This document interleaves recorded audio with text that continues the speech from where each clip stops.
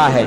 और इसमें मूल पुरुषार्थ कहा जाए तो हमारे पूज्य महंत श्री बालकदास जी महाराज का, जो कि यहाँ चातुर्मास कर रहे हैं और अखंड श्री सीताराम नाम का 11 करोड़ का संकल्प है जिनका, चूँकि वेदों में, शास्त्रों में, मानस में, सब में केवल और केवल राम नाम की ही महिमा है।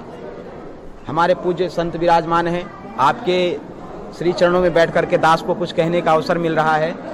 देखिए, यज्ञ का फल, वेद का फल, सबका फल केवल और सत्संग ही है। बिनु सत्संग विवेक न होई, राम कृपा बिनु सुलभ न सोई। यह जो संत समागम है, यह जो सत्संग है, ये कब मिलता है? जब राम जी की कृपा होती है। तो राम जी की बड़ी कृपा है कि आज हमारे बीच में इतने संत महापुरुष पधारे हैं जिनका सत्संग लाभ हमें मिल रहा है।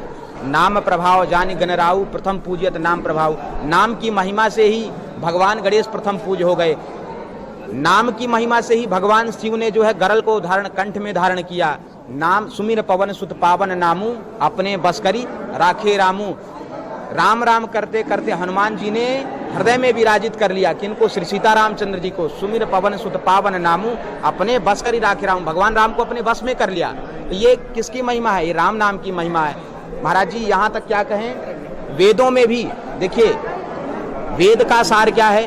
वेदों का सार है पुराण, पुराणों का सार है रामायण। नाना पुराण निगमागम सम्मतम यद, मानस का मंगलाचरण है। नाना पुराण निगमागम सम्मतम यद, रामायणे निगदितम क्वच धन्य तोपी, है ना। उसमें क्या आया है कि जितने भी वेद हैं, वेदों का सार है रामायण। रामायण का सार क्या है? रामचरितमानस। और रामचरितमानस का सार यदि कोई कहे तो रामचरितमानस का लास्ट में एक ही सार दिया है तुलसीदास जी ने। लाखन में एक बात तुलसी बताए जात, जन्म जो सुधारो चाहो राम नाम लीजिए। तो राम नाम ही जीवन का सार तत्व है। हमारे पूज्य महाराज जी यहाँ पर अखंड राम नाम करवा रहे हैं। ये पवित्र अधिक मास है जिसमें अनेकानेक जगह ऐसे दिव्य अति दिव्य आयोजन चल रहे हैं, जिसमें हमारे आज पचगुया वाले महामंडलेश्वर परम पूज्य श्री लक्ष्मणदास जी महाराज भी विराजे हैं। हमारे महू से फौजी बाबा जी परम पूज्य महामंडलेश्वर श्री राम कृपाल दास जी महाराज पधारे हैं। हमारे विश्व हिंदू परिषद के प्रांत संगठन मंत्री आदरणीय नंददास जी भाई साहब भी पधारे हैं।